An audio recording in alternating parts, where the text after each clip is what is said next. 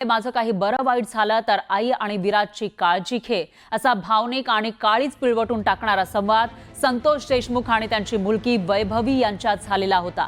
8 डिसेंबर 2024 म्हणजे संतोष देशमुख यांच्या अपहरणाच्या आदल्या दिवशी विष्णू चाटेनं संतोष देशमुखांना सकाळी 11:15च्या सुमारास कॉल केला होता।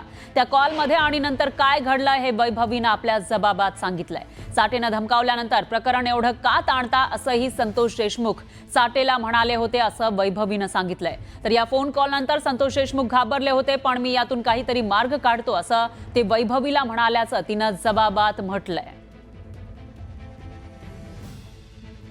तर वैभवी देशमुखच्या जबाबामध्ये नेमकं काय आहे ते आपण बघूयात। ग्राफिक्सच्या माध्यमातून वैभवी संतोष देशमुख यांची मुलगी आणि जेव्हा तिच्या वडिलांची हत्या झाली त्याच्या एक दिवस आधीचा या दोघांमधील संवाद 8 डिसेंबर 2024ला संतोष देशमुख यांना सकाळी 11:15 वाजता फोन आल्याचं त्यांनी आपल्या लेकीला सांगितलेलं होतं।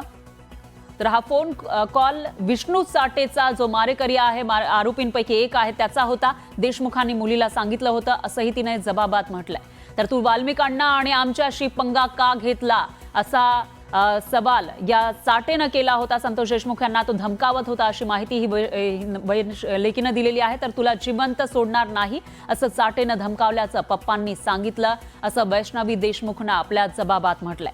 तर भाऊ एवढं काही झालं नाही, कशाला एवढं ताणता भाऊ असं म्हणत संतोष देशमुख हे चाटेला समजावण्याचा प्रयत्न करत होते असंही वैष्णवीनं सांगितलंय। तर एवढ्या लहान गोष्टीसाठी जीवावर उठता का असं देशमुख चाटेला बोलले होते असंही या ठिकाणी वैभवी देशमुखनं सांगितलेलं आहे।